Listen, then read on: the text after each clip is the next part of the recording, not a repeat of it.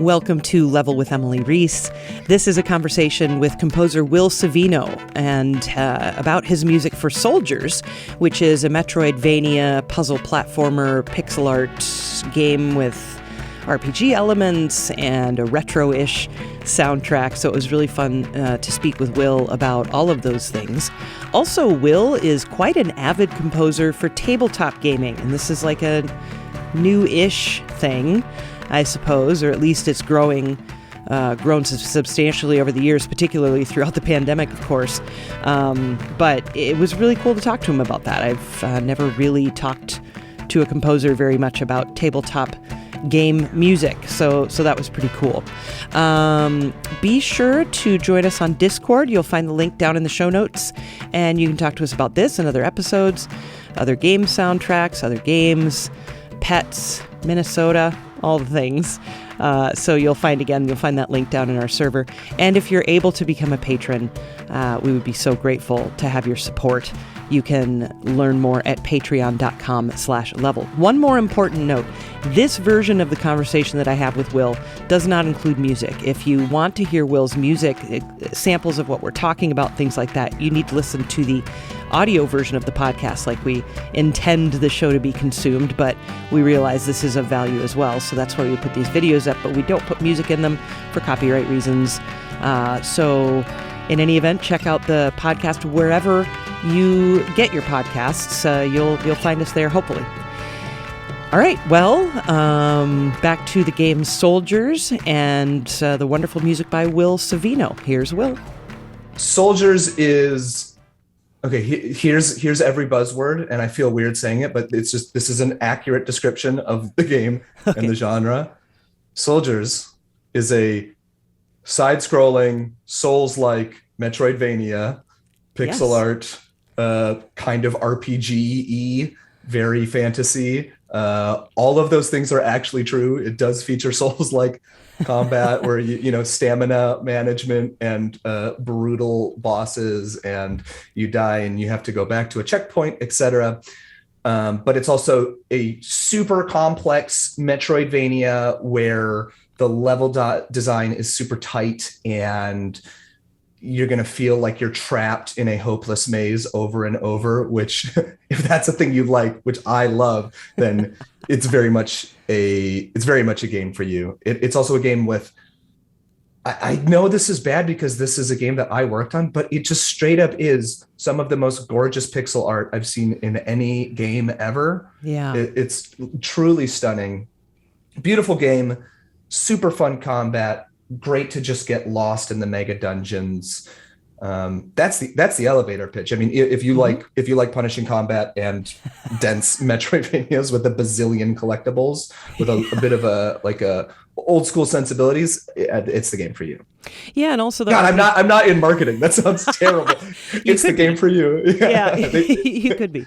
Yeah, no, I'll send them an invoice. I like that there's, like, you know, the RPG tree aspect too, where you're making choices how to build your character as you go through. That's pretty cool. Totally. Yeah.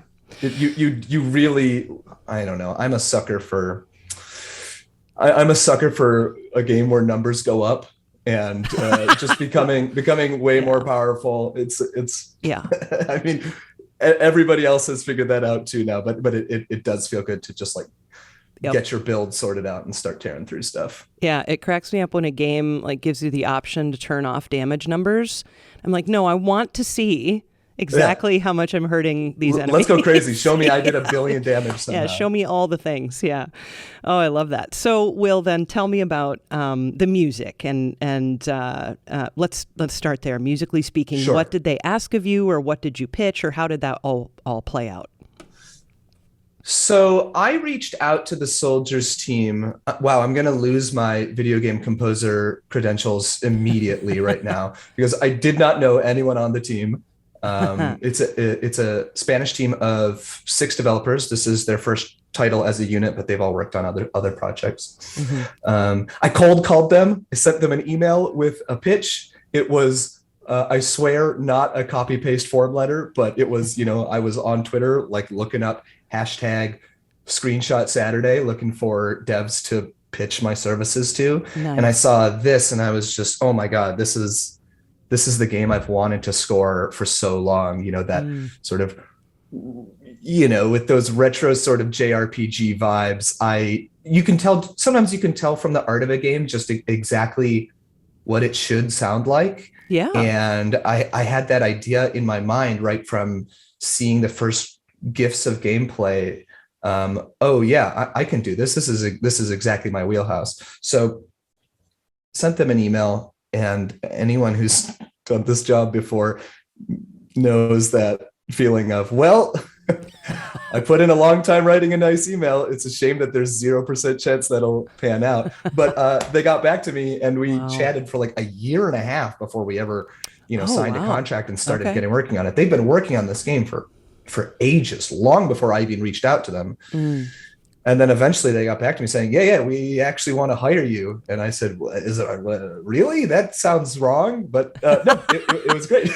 It was meant to be. But the music is, it's a love letter to, SNES era JRPGs. There's a lot of that sort of,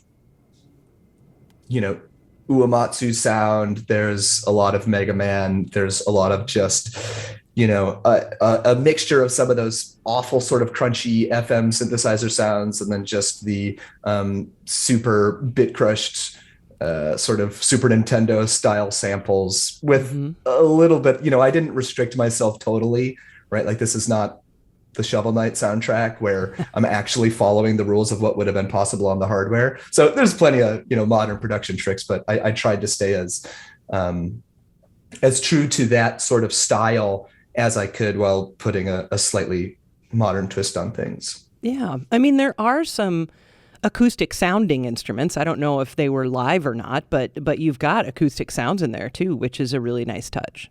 So day one, literally the first thing I did when I started working on today I'm working on Souldiers, was I got whatever instruments I just had lying around my studio and started recording really, really bad samples, just like sort of like building up my own library of virtual instruments of just, no multi-samples and round robins and all like the good stuff that I look for in orchestral libraries when I try to do like a modern sound, but just here's a guitar. I'm gonna hit an E once. I'm gonna click OK, that's good, and then I'm gonna crush that and mangle it until it sounds like, oh yeah, like that's straight out of Donkey Kong Country or something like that. And I just did that with like me whistling. I did that with a crappy mandolin. I did that with like bongos and stuff. And eventually I had this sort of totally DIY fake Super Nintendo rompler kind of thing that I just threw all over the place. So it's, acoustic in the same way that, like a David Wise soundtrack is acoustic. Sure.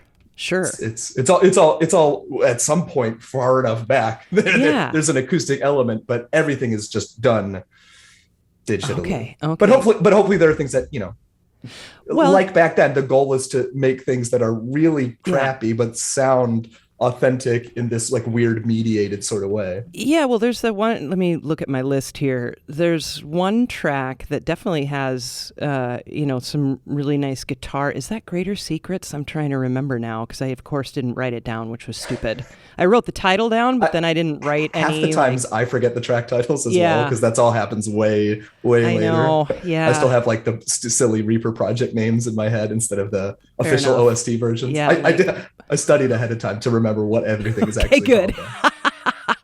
Well, do you know which one I'm talking about? I was just listening to it before this too. And maybe Half-In City has some nice acoustic right off the bat. There you go. Yeah. So talk to me about that. Yeah. So it was Half-In City is the closest thing to a hub area in this game, and it's where you meet a lot of the NPCs, and it's kind of at the middle of the world, more or less. And it's so beautifully realized. I'm going to say that 100 times in this interview, but it looks beautiful in a pixel art way that old games. It looks like your memory of old pixel art games, right? Where you imagine it with so much more vivid color and detail and like they didn't have particle effects on the Super Nintendo, but Right. It gives that sort of vibe. And to be tasked with making, the hub city music for a fantasy sort of JRPG inspired game was so daunting, because you're going up against so many of the greats of retro music. Yeah. So we did that one super early because we wanted to nail that sound first. I like to write motivically and sort of like borrow little melody scraps and throw them all over the place. Yep. I had to hide them because the team wasn't always a big fan of that. They felt like they felt like they weren't. I think they felt like they weren't getting their money's worth. Like they're like, no, we want new melodies. We're paying you for new melodies. Don't steal don't plagiarize yourself. I love that. But yeah, we started with that one early, and I don't think there's much in the game that feels super explicitly Spanish. But it's a Spanish dev team, and I just really wanted to sort of get some of those Mediterranean sounds in as much as possible. So there's a lot of sort of, rich accordion lines and flamenco adjacent guitar and castanets all over the place. And maybe that's just for me. Maybe like no one else perceives that as even being Mediterranean, but it just felt authentic to the team and some sort of like subconscious vibes in the game. Yeah. So I threw a lot of that into Half in City, but yeah, it's a fairly crappy guitar sample that I tried to make. Nothing is ultra quantized because I wanted stuff to feel lively. And even though virtually everything in the soundtrack is MIDI, I didn't want it to feel MIDI, which I think is probably, how, Uematsu and the Boys works back then as well. Yes, I agree. Another track right in the beginning that happens, before really you even get to play is called Arise. And it's where you meet this Valkyrie, and it's this beautiful, like, lovely, I think like underground area. I'm not even sure if it's underground or not, but it's really pretty. And I just really liked the music for that. So talk to me about that track. So I think that there's, I'm sure smarter people than me have written about this, but the instruments that often sound best in games like this are instruments that are really easy to fake or to sample. Like there's a reason why so many retro games used marimba sounds. It's because a marimba is so easy to, even if you have like a fake one, it's still going to sound like a marimba, right? It's so you don't need like 1,000 different versions of intonation or whatever. Like to get a trombone to sound real is just impossible if you're faking it, right? With marimba, whatever, ding ding ding, you got it, right? So I always love including like bells and real crappy whistles and whatnot in anything retro sounding. And so you start kind of in the afterlife. I won't give too many story spoilers for those who want to get into that, but you start kind of in the afterlife. And so we really wanted to get this ethereal sound. And so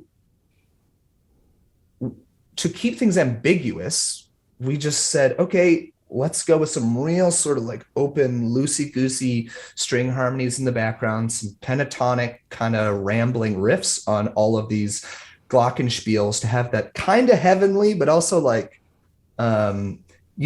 this is some totally ambiguous sort of tribe of women in the afterlife. So let's evoke something that is, ambiguously foreign is sort of the idea. And then underneath that, half of the vocals in that track are me. It's nice. It's Valkyrie, so it's women singing. But I double checked the project file last night. The way I did it was I recorded it at half speed, just like agonizingly slowly, and then I just did that Zappa trip of like, okay, we'll speed everything up so that I sing up the octave. Yeah. And then I just threw a bunch of processing on it to almost make it sound like those retro choirs.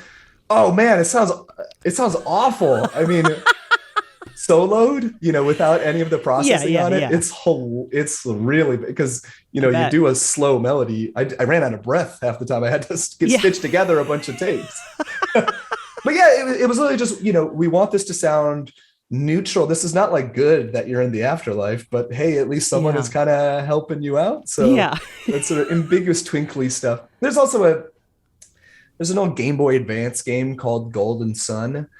Okay. That has fans of it are crazy. I'm a fan of it. I'm crazy. Okay. The music is by Motoi Sakuraba, who I guess everyone now knows as the Dark Souls guy, but he scored like Mario Tennis and Mario Golf and a bunch of JRPGs back in the day. Amazing. But anyway, there's the start of that game also involves going to a sort of liminal, ethereal place with a lot of bells. And I just said, great, yeah, I'll just lift that. That's perfect.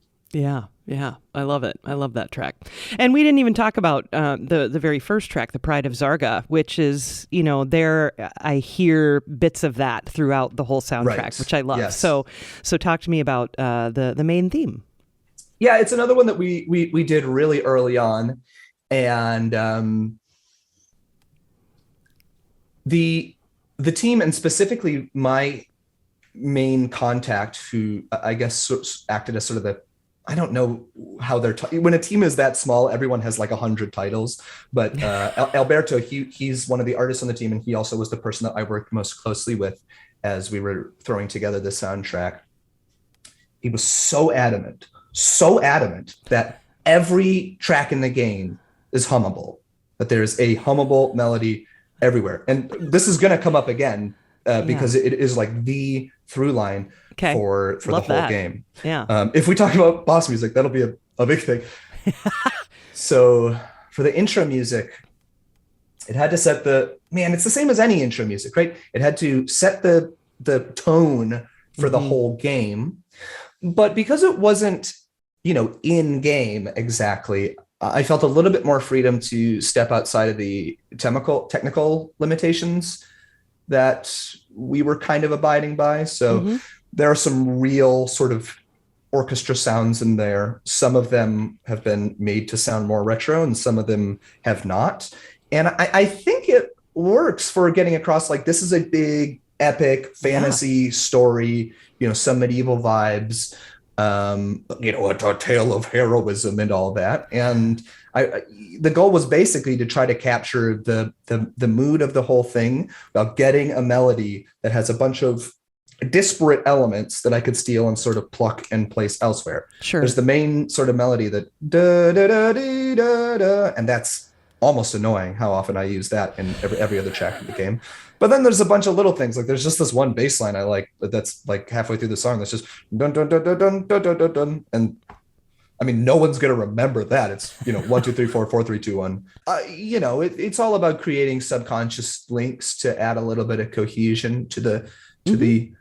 But this is something I've never really done before with developers, because melody was so important to Alberto and to every evaluation.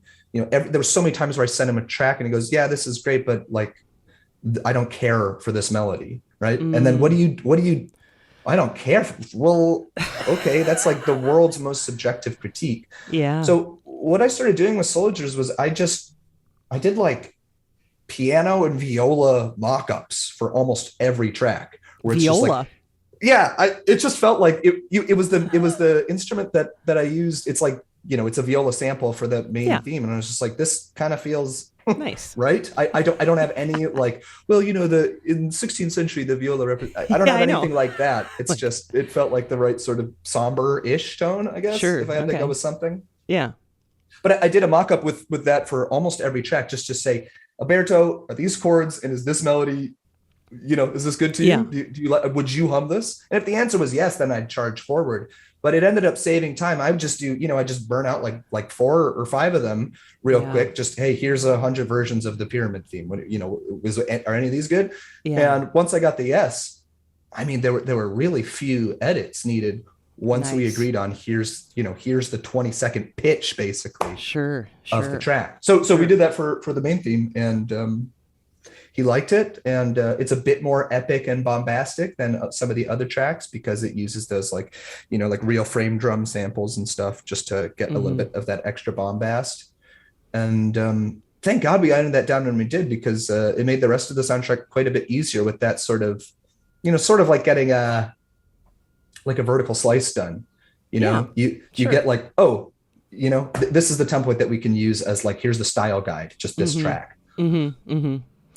So in a game like this, I feel like, you know, compared to some big sprawling open world RPG where there's a ton of sound design aside from the music, I understand that in Souldiers there's a lot of sound design aside from the music, but it's so different because it seems like for the most part you really are the audio star through most of the game. You know, whatever sound design elements there are kind of play, for lack of a better term, second fiddle to your music, right? Because, you know, there's footsteps and there's some, you know, sounds when you're in battle, like there's some sword sounds or whatnot, but largely you're really what's being heard, right? Yeah, I mean, I don't want to downplay the efforts of the not. sound team, which is I had nothing to do with the sound effects, totally separate. But yeah, the music is playing just about every second of the game, right? Which is daunting for two reasons. One of which is just, I mean, I had to make a lot of music for it. I mean, there's a ton of music. For, you know, a small team with a modest budget, I mean, it was just a lot of work, which is fun. It's the biggest soundtrack that I've done yet. But there's also a really practical consideration, which is, you know, like I said, this is a Souls-like game, and especially before a difficulty patch that just went live on consoles yesterday, it was really hard. I mean, it's still a hard game, but it was really punishing. And there's a reason that Dark Souls doesn't have music the whole time, right? If you had to, you know, every time you had to go back and fight Ornstein and Smough, if you had to hear like some really overwrought Anor Londo music, you'd probably go a bit crazy. I think that's part of the magic of that series is all of the sort of like quiet time. Sure. But that was not on the table for Souldiers. It's sort of like a maximalist aesthetic. You know, every square inch of the visuals are just like thrumming with little details. You know, ants crawling up a log and waving flags and parallax scrolling. It's just any detail they could add, they do, and the animations are super fluid. And I'll stop gushing eventually.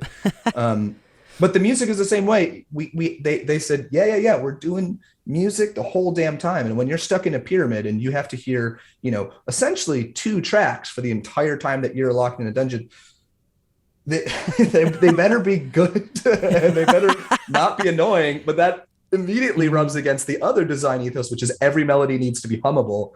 So it was a challenge. I mean, the challenge there is be really good at composing. This is basically like the way you get around that. And I tried my damnedest. I hope I succeeded. I don't see too many, you know, when I'm scrolling through reviews, I don't see too many that say like I crawled my ears, I tore my eyes and my ears off because I was so frustrated. So hopefully that worked. But yeah, it was on. I played an early build pretty early on, and I recognized, okay, this is a hard game where they're going to be in these dungeons for it's also a pretty long game by indie standards. So Yes. So a challenge. It was a challenge all the way through, and it was a constant conversation to make sure we're finding that right balance of like, you know, this is thematic. This is like Saturday morning cartoon stuff where everything is exciting and, you know, no moment is free from stimulus. Sure. Yeah. So then boss battles, because you made a brief mention of it earlier, you know, if everything has to be hummable, you know, a boss battle doesn't always fit that mark, right? Because it's to pump you up, it's to keep this understanding as a gamer that this is serious and all of these things, which don't always mean melody. So how did that work out for you? Now, Emily, I have said these things. I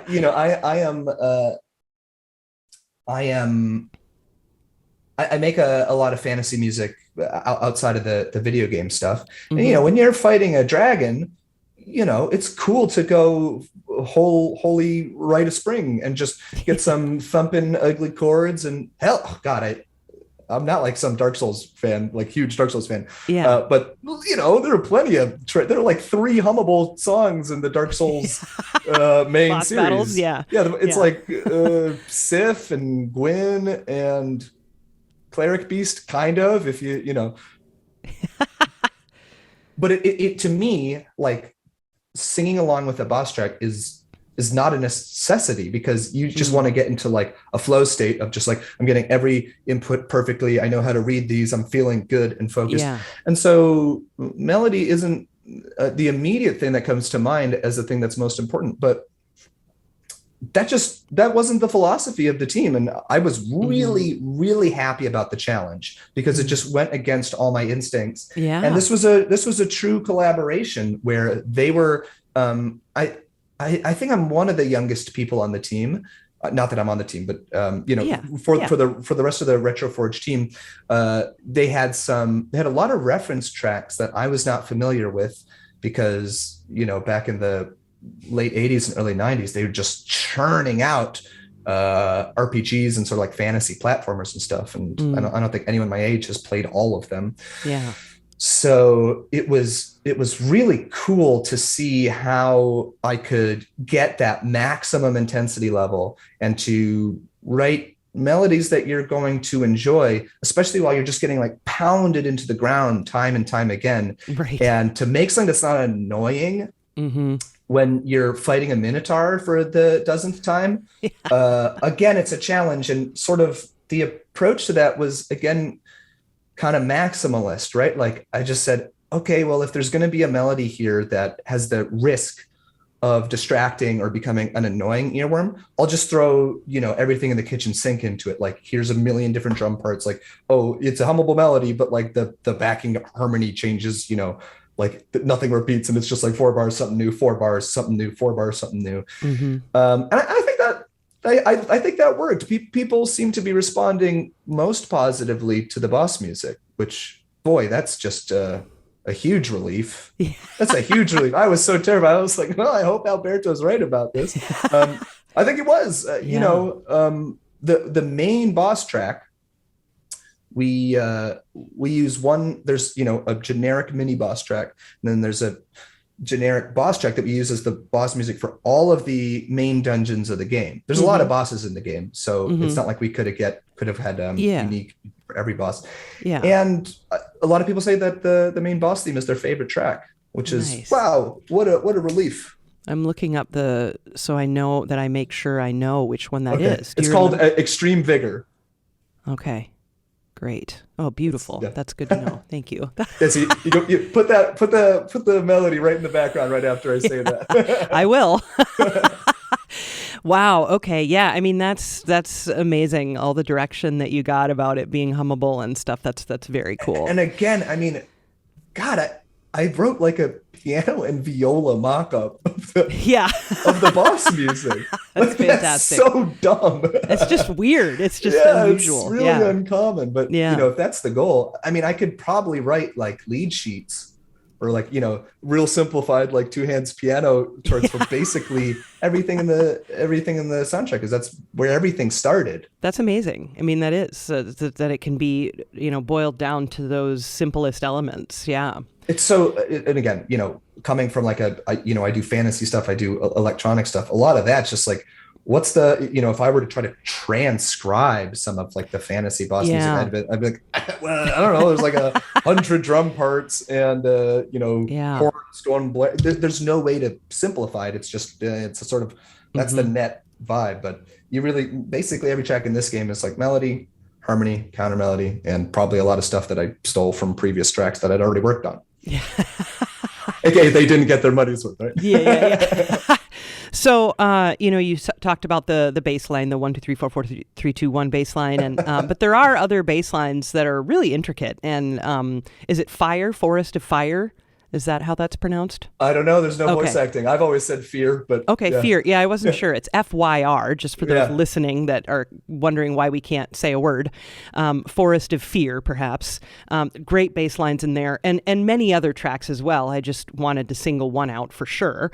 Sure. So talk a little bit about that, desire you have to make the bass bumping like that. So my dad's a bassist. I am. There it is. I have a bass, but I'm terrible at it. I will, Yeah. pluck my way awfully when I need to record myself. But yeah, my dad's a bassist, and I got my master's in composition. Which, by the way, if anyone is listening to this podcast and is a composer yourselves, you don't have to get a master's in composition to do this job. You don't have to go to school at all. I loved it, but you really don't have to. Yeah. There are benefits to both. Yes. I got a master's in composition, and I remember after one of my premieres, that's what you call it in school, after one of my premieres, one of my professors said, Will, you understand something that a lot of other composers don't, which is that all harmony starts from the bottom. Mm-hmm. Which, first of all, that's like the weirdest compliment to get. But yeah, I don't know. There's probably some like boring acoustic justification I could give for this, but our conception of what a chord is so dependent on what we hear in the lower registers. And I think with the track like Forest of Fear, so much of it comes down to giving space. Like, there are tracks where it's just dugga, dugga, dugga, dugga, dugga, dugga from the bass the whole time. But especially in a more sort of ambient track, I mean, Forest of Fear, that's just very specifically inspired by, sort of jazzy forest tunes from games like Chrono Trigger. And with a fretless bass, you want to be super, super precise in when does the note cut off? Is this legato, or is there like a little gap between the notes you do? And I think that's where all of the magic comes from there. I mean, the bass isn't playing any notes you would think that it wouldn't. It's, it's 1-5. Sometimes you go up to the 9, sometimes you come down to the 7. And that's basically the whole bass line. Mm-hmm. But you get so much nuance out of just, is it do do do do do do or da da da da da da da da. And that's where like all of the magic is, in those like little gaps, those connections, those little grace notes. And hey, it's 2022. We all are doing this in on a beautiful computer to make really retro sounds. Just take the time. Take the time. It's not hard. Don't quantize things 100%. Add a little bit of randomization. Really fine tune, the velocities of every note so that it feels real while feeling very obviously unreal. Again, this is what composers have always done in video game music. Yeah. We just are uniquely capable of really dialing in that exact sound that we want now. The notes aren't that interesting, right? I cannot say that enough. It's all just like a little bit of interplay with the rhythms of the stuff higher up, and then give some space. Yeah. So we'll come back to the music in a minute, but you mentioned your dad's a bass player, so I'm just curious about your musical upbringing. Yeah, dad is a bass, not well, I mean, he gets paid a little bit to get, he's in his 70s. He still gigs out like every Monday. It's great. He's killing it. I hope I'm playing music so regularly at that age. Yeah. Grew up in a musical family, started playing every instrument and was okay at piano and was bad at everything else, which is great. I mean, that's if you want to be a composer, like piano is a good choice. Well, no, I mean, ideally you'd be good at everything. But if you're bad at everything, that's also fine. Like that's a violin right there in the corner of my office. I can't play violin, but I just recorded a Goblin combat track for my tabletop project, and I played the hell out of that violin. And it sounds terrible, but this computer that I'm talking to you on can do amazing things. So the smallest amount of proficiency with a lot of stuff means you'll understand how to write for it if you're writing for your friends to perform it. And it also means that you can just screw around and use some studio magic to make anything sound good. Hell, I can sing like a woman if I like a woman. That sounds awful. I can sing like a soprano is what I mean to say. Yeah. I know what you mean. Yeah. Anyway, so yeah, I played I was in every orchestra. I started my first ska band when I was 13, and then I feel like that's a pretty common story. Then went to college for music and tried to do everything I could to not be a musician, but I couldn't bear it. So I got my master's and then just dove into video game work full time with massive scare quotes because I want to do it full time, but it's hard to get gigs, and over time it's gotten easier, which thank God. Yeah, but you do a lot of music for tabletop gaming too, and that's something I've never really talked to anyone about. So I'm just curious what that world is like and how you got connected there. Yeah. So I know this is I guess explicitly a video game music podcast, but most of my day to day now is in the tabletop world. Interesting. And okay. People are super confused when I say that, because what does it mean? It's not like you buy the D&D player's handbook and it comes with a CD and say, put this on. But I reached out to a guy whose art that I liked back in 2019. And I just hit him up on Twitter. He's a guy who makes maps for D&D for people to, just do tactical maps. Okay. And I started a conversation with him on Twitter, and he just said, yeah, you should do this, but for music. You should make music, start a Patreon, and then sell it and say, this is music for D&D and other RPGs. And I thought, wow, that's a really dumb idea. No one's going to pay me for that. People don't buy music. I was wrong. People bought music. So I started a project called Music D20 and did that for a couple of years. And then that same guy from the story, he's my buddy Che. We started a business together last year where now what we do is we make whole cities for tabletop. And I do the music and write all the text. We have a guy doing cartography. It's like a team of 10 people now. It's crazy. But the idea is people subscribe to, it's called oh my God, I'm so bad at marketing. It's called Burrowbound.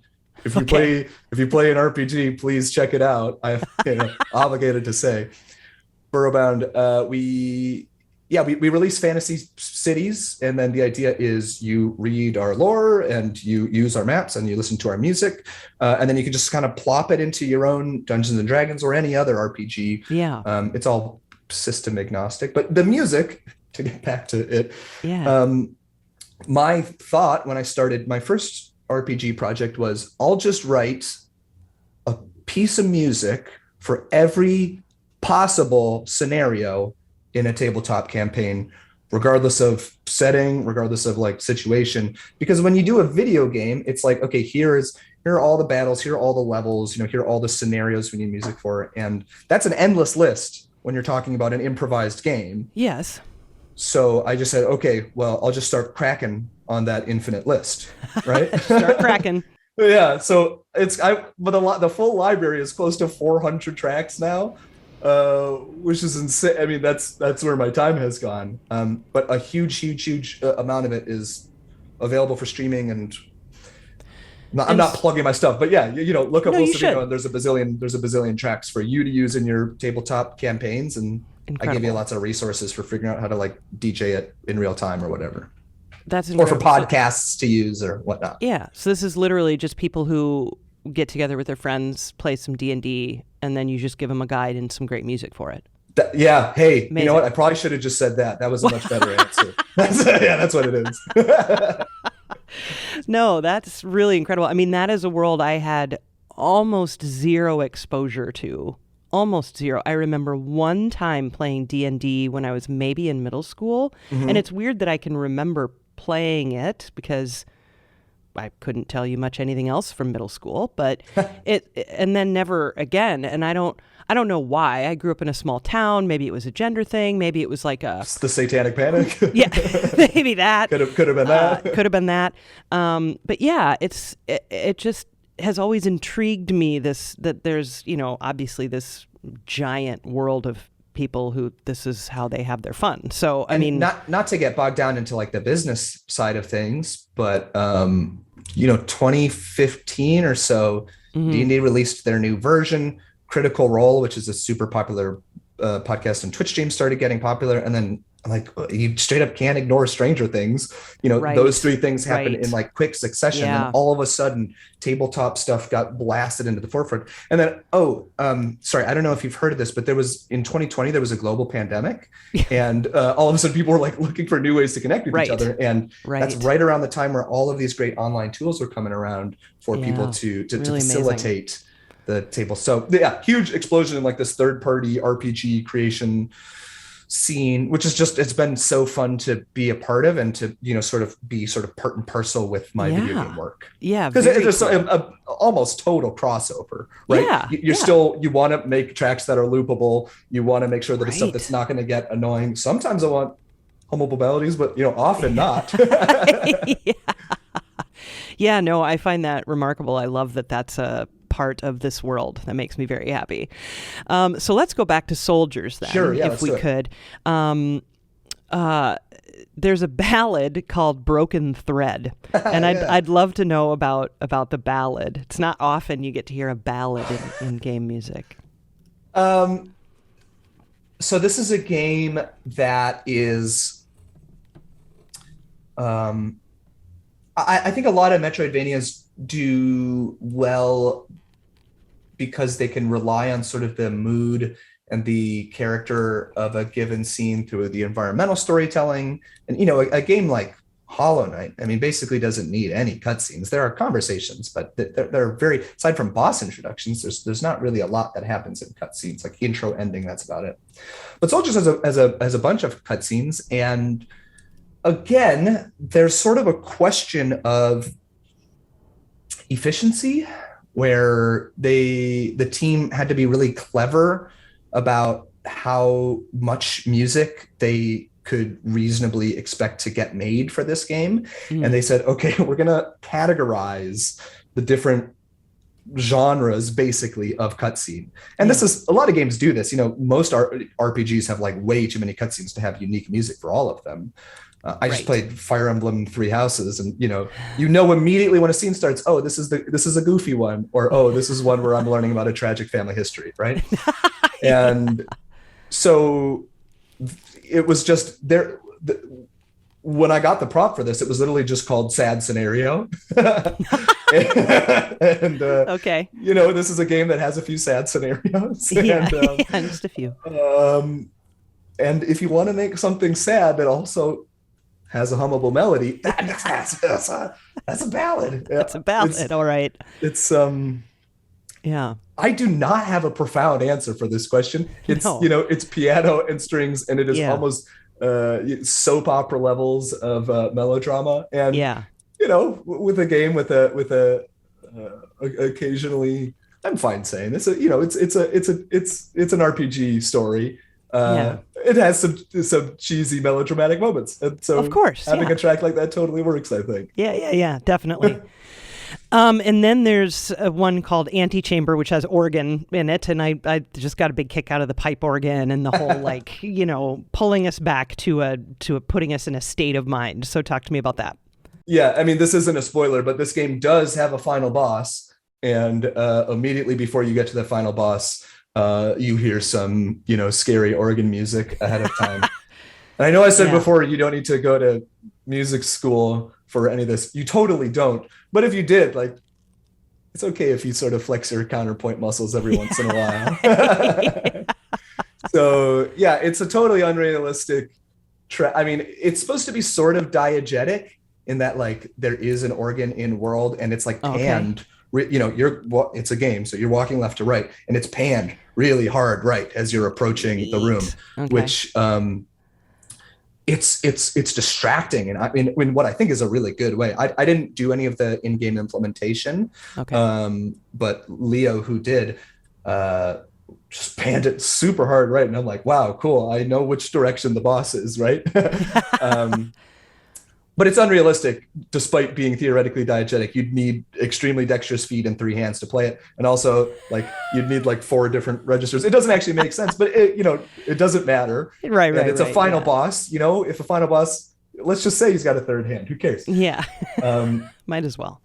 but writing scary villain organ music, that's the best. I mean, I was so happy to get that prompt because there was no question in my mind immediately what it was going to sound like. I mean, how many JRPGs in particular have, oh God, like Final Fantasy IX has a terrible, I mean, good, but terrible organ track for a boss. Yeah. It feels, there was something so quintessentially, I mean, there's something so quintessentially like Japanese video gamey about it. And it felt so fun just to really fill that up with as many pointless modulations and, sequences, and just like drawing on all of my years of essentially meaningless. Yeah, exactly. Thank you.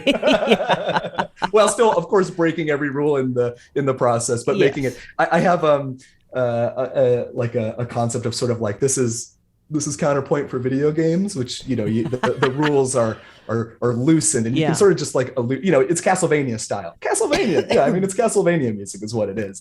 Totally sort of allude to the notion of Baroque, and everybody immediately picks up the same way that quote unquote Egyptian music isn't friggin' Egyptian, right? It's just it's imaginary Egyptian. Sounds that evoke a place, a time. Yeah, that's music for you, right? So you obviously are a gamer. So, and I know you're moving right now, which if anyone is curious about your background, that explains the empty shelves. You're in the midst of a move. You're about to leave town. So, but under normal circumstances, quote unquote, what games are you playing these days? I am bad at time management, which means that I play less games than I would want to. I'm not even good enough at time management to like procrastinate in a fun way. So long way to say I'm still making my way through Elden Ring, which is great. I loved this year Citizen Sleeper, incredible tabletop inspired indie game from the guy who did In Other Waters. Strongly recommend. If anything that I said about tabletop like made someone get excited, that's a great game with an incredible soundtrack. Okay. And I have a wife, and we play like Nintendo games. Like we loved Kirby. This year was great. Also incredible soundtrack. Oh my God, the soundtrack to the new Kirby game is so good. There's like this like almost like grimy sort of hip hop beat in this one dark level. It's crazy. It's so good. I should look up the name of that track. I'll put it on my playlist for your page. Do it. That'd be great. It's so good. That's amazing. But yeah, I'm like everybody now where I can't play every game, but I listen to every game soundtrack that I can get my hands on. And YouTube and Spotify and Bandcamp have been great for that. And especially now that 50% of my workload is writing text now for my tabletop project. Incredible. So, I mean, video game soundtracks are literally the best thing to do while you're writing, here's a thing about a goblin in a flying city, right. Listen, great. That's perfect JRPG fodder, throw on some Tales of Symphonia or some other kind of garbage soundtrack. Perfect. I love that. And then dark research. Yeah. Literally the two words I have down for this question are dark and research. So I don't remember what I liked about it, but I liked it. I hope it's that you liked it. Okay. I mean, you sent me that you told me you'd be asking about this, so I dove back into that project file last night just to double check. So remind me what I liked about it, will you? So Dark Research is a track from the underwater lab portion of the game, which is exactly what it sounds like, sort of a sci-fi vibe in a sort of submarine sort of style dungeon area.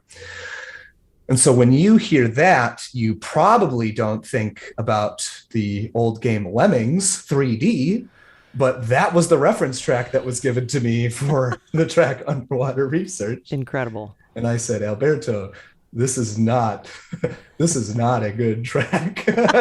This is not a tune that I like, but I'm going to do my best to try to, psychoanalyze what it is about this track that you like so that I can hopefully emulate it. Yeah. And so the original version of Dark Research was just wow, full on cheesy Yamaha DX7, real sort of retro FM sounds. And that was not correct. It turned out it felt the track just felt like really thin and flimsy.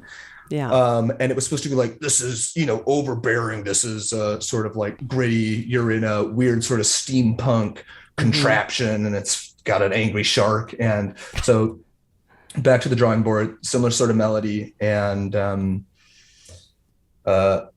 crunched everything up that could be crunched. There's a sort of sound designy kind of layer in the in the background of the track that I just called lawnmower in like the track list. It's just called lawnmower. It's all just like weird synths with crazy pitch bends and stuff. Bunch of heavy tremolo, and it's just, let me take every tool in my toolkit and really bust it up. Oh, here's a fun thing that I did for that track that I did in a lot of tunes in Souldiers is I took drum loops that I just had sitting around, and then I chopped them up and then sort of rearranged the beats and whatnot, and then I'd have that going while also sort of like doubling it with really bad samples. So if it's sort of like a hip hop sort of real heavy sort of 808 sort of kick, I'll just double that with the world's worst 16-bit kick drum you've ever heard, and blending those together gets a real sort of cool. I mean, it's an idiosyncratic thing where it gets the point across, like, oh, this is a nod to retro video gaming. I don't know but it's still got like the weight that it needs to give that sort of modern production sound. So I guess that plus lawnmower plus like a couple real ugly Sega Genesis style FM synthesizers. It gets, I mean, I think you'd listen to that and be like, this is probably an underwater research lab. And if that's what you get from listening to it, like, hell yeah, man. Like, nice. Alberto's got to give me that one. And then another track that's much longer than the others, and I'm just curious, the story behind it is called A New World. It's like twice as long as anything else. Yeah. So most of the cutscenes in the game are like, an animation happens, a character talks, you press A through the text, right? So they're all of indeterminate, not quickly, you're reading it, but of indeterminate length. This track was specifically for a sort of optional cutscene that you can watch that basically gives you a huge amount of backstory about the world. And here's the tricky thing about this. It's not like you get to this, we're going to get a little technical here, barely technical. It's not like you get to this scene and then your PC or your game console presses play on a QuickTime file. In a sense, there's stuff that's still rendering in real time. And what that means is that it's not always the same length exactly. So when I tried to match up the music, like this is like a 5-minute or so cutscene, in practice, it's not always exactly 5 minutes. So, there's all these sort of little tricks you have to do to make, like, I got to make sure the mood lines up, but we can't just have like big drum beat at the moment that something happens, which is frustrating because I really do like doing that. Like, I love scoring trailers because it's so fun to, what exact tempo does this have to be so that I can line up, the start of this bar with this big, whatever, epic animation or whatever. And here it really had to be splitting the difference of, this is 5 minutes. It's always going to be about 5 minutes, but it might be 4:58 or it might be 5:02 or, whatever the actual length is. But as with a lot of the tracks in the later half of the game, the vibe starts off with, all of those retro sounds that I like. Specifically, there's a sort of gamelan-esque thing that again is just, it's just a total Chrono Trigger ripoff of when you get to Zeal. There's a I don't remember video game track names ever, but someone is going to get mad at me for not remembering the track that is like everyone covers on OC Remix. It's all good. But you get that sort of gamelan sound to get this kind of like mystical vibe, and then gradually like, oh, that's just like shit up like real string samples, and that's like a big epic stuff. And as you uncover the story, this is a thing that I try to do as sort of a through line for the whole soundtrack. The further you go, the more like real-ish sounds you hear. Okay. As you go from like, we're in a video game, like this is super retro, this is like a classic story, to, oh, okay, now I'm uncovering sort of like the messed up real truth of the game. I tried to emulate that in some way with like, oh, by the time you're getting to the final battle, there's like actually just like big Latin choirs singing big real Latin words. And that's fun to work your way from like the most cheesy digital, just like brittle, about to fall apart like dungeon music to, oh my God, like where is Sephiroth,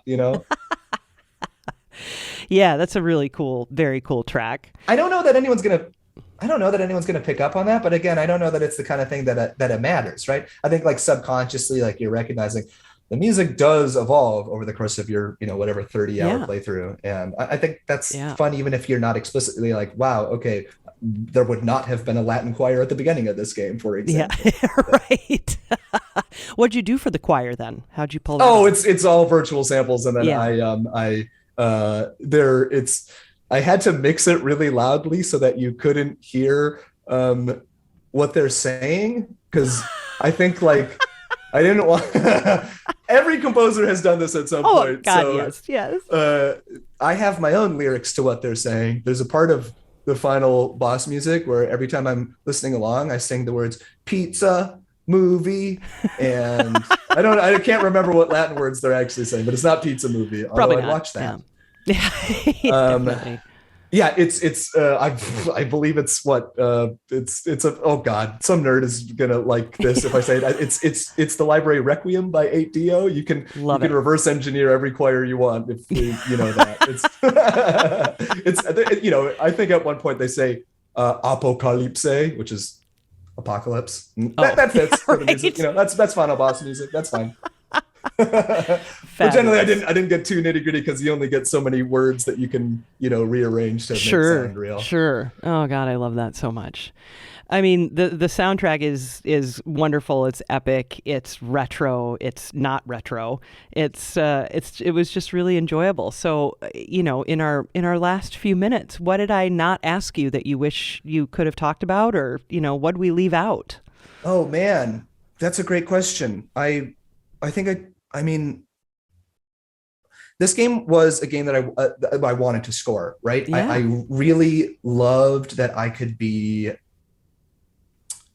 and I mean that in a more general sense. Like I've always wanted to score a game like this, a game that reminds me of the JRPGs that I fell in love with as a kid. I wanted to play Golden Sun. I wanted to play Tales of Symphonia. I wanted to score Baten Kaitos, a game no one remembers.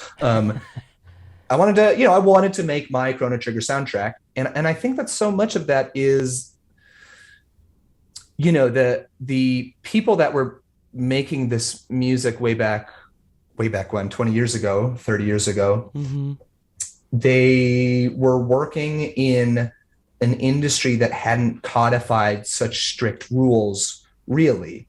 And so, a guy like Motoi Sakuraba, who that's not proper Japanese pronunciation, but he did Mario Tennis, he did Mario Golf, he did Golden Sun, and then he did Dark Souls, which is just a hilarious trajectory. Yeah. But he loves, real garbage, like jazz fusion music. And I think that like comes through, there's no doubt. I haven't ever looked at Nobuo Uematsu's record collection, but I gotta imagine there's some jazz fusion in there too. Yeah. And it's just, hey, let's be totally unfettered. Let's be maximalist. Let's not curb any of our impulses. Let's go absolutely bonkers with boss music. Let's have like a weird jazzy fretless bass solo in a sewer track. Like, what? It's stupid. I mean, I squeezed a ska track into this, and I was like up until release day, I was like, oh my God, at some point, like the pub, like Dear Villager, the publisher, is just going to say, Will, why did you put a ska track on this? Can you please replace that? And I got away with it. There's a ska track on this album. Which one is that? How did I miss that? It's called The Fise, Fise. Again, there's no voice acting. I might be saying that wrong. Yeah. Okay. But I'm looking. I don't know how I miss these things. Oh, there, it's right there. I mean, it's like side by side with that damn ballad. It is. I was probably still thinking about the stupid ballad. Not stupid. I don't mean stupid. No, you know what I mean, so though. It's fine. Like aesthetically, with a game like this, which is so like epic in scope. I mean, especially for an indie game, you know, you go to like these massive, crazy. I mean, literally adjacent dungeons are like, I'm in an old pyramid and I'm in a floating, you know, steampunk sky fortress. Like you can do it. If there's a game with both those things, that means what they want. What really happened, of course, is the incredible artists were like, here's all the levels we want to show off. Here's all like the aesthetics we want to explore. Yes. And if the artists say, here are all these crazy aesthetics we want to explore, the musician gets to do the same damn thing, right? Like, okay, great. I'm going to do some, you know, some of those like faux sandy. I'm going to do ska. I'm going to do a ballad. I'm going to do some faux sandy. I'm going to do like there's like one really stupid sort of like digital fusion track that's just for a race in the game where it's literally just, you know, like a sort of, you know, whatever Snail House or Maxo version of the main theme. Oh man, it's like what is that? Wave Run 64? What's that jet ski game? Wave Race? What's it called? Isn't it Wave Runner? I don't know. Wave Runner. That was before my gaming time. So yeah. It's you know, the moment he said, yeah, kind of jazzy, kind of electric. This is a race. I was like, cool. I know what I'm doing. You can say yes or you can say no, but I'm right this one time. This one's going to be stupid. And that's, you know, that is like the you're not getting, well, I guess you are. Outside of Nintendo, you're not getting AAA games that have this sort of freewheeling spirit that's so easily borrows from the past while also embracing, you know, totally whatever sort of vibe you want to go for. And that is so fun to do in a retro setting because, you know, there's no concern about like verisimilitude, right? If I have like the dumbest synth string patch playing an impossible run, no one is listening to that being like, how'd that violinist do that? Right. The assumption is just, oh, okay, this is one of those retro games where you just go balls to the walls and like you're okay with it, right? Yeah. So, wow, that wasn't a question. That was just me just rambling, but that's how I feel. I feel so grateful that the team placed their trust in me to, you know, write 45 or whatever hummable melodies, and to get a little crazy with it. And I hope that I hope people check the game out. It's just got like a major patch which resolves like every issue people had with the game at launch. It's a super fun game. It's beautiful, and the soundtrack. Oh my God, go listen to the soundtrack. It's available. It's available everywhere. So just, you know, type Souldiers and buy it. Yeah. Yes, put Souldiers in quotation marks just in case Google says, did you mean regular soldiers? This one has a U. Been down that road. Yep. Even on YouTube, YouTube will do the same thing to you. Soldiers walk through. The game I scored before this was another Metroidvania called Batbarian, which is barbarian with one letter off. And I don't look, I love all these devs, but I don't want to score another Metroidvania that's like wrong by one letter. Google doesn't like them. No, they don't like Google's like Batbarian, incredible game. Really proud of the soundtrack I did with that too. But typing in Batbarian, Testament of the Primordials. Wow. You know, Google doesn't get confused when you put in all that, but anyway, that's my TED Talk on video game titles. I love it. Well, Will, again, really enjoyed Souldiers, and I'm excited to share this with everyone, and you know, excited to hear what's coming up next for you. Before we do go, I'm notorious at this Minnesota goodbye kind of thing. What are you working on right now, other than is it mostly tabletop stuff? I'm working on a secret project. I think I'm allowed to say that it's a monster catching fun game. Okay. God, what am I allowed to say about this? Maybe stop there. Yeah, maybe stop there. It's always safest to just stop. if you enjoyed the sort of like hybrid score approach of Souldiers with some retro sounds and some modern stuff, I'm sure you're gonna like this. And then I release so much damn music now because I'm constantly churning stuff out for my tabletop projects. So whenever this releases, I probably have just released an album. I don't know when this is going to drop, but I think Burrowbound is dropping an album in 2 weeks. Okay. Yeah, look up Burrowbound. Yeah, do it. That's my Minnesota goodbye is my Northeast self plug. Yeah, no, I love it. Right before the adios. Will, thank you so much. I appreciate it. And Really appreciate it. we'll talk Emily. again. I look forward to what's next. Yeah, if you want to talk about a Monster Hunter game and or Monster Capture game in I don't know, yes. 8 years or whenever it's out, we can chat then. I'll be in my 50s. Let's not talk about 8 years from now. Scares me. In 8 years, I'll be happy if we still have a world to live in. So that's fair enough. Fair enough. We're still all right, playing on that games somber note, chatting about music. All right, Will, take care, and we'll talk again. See you soon. later. Thanks Bye-bye. so much.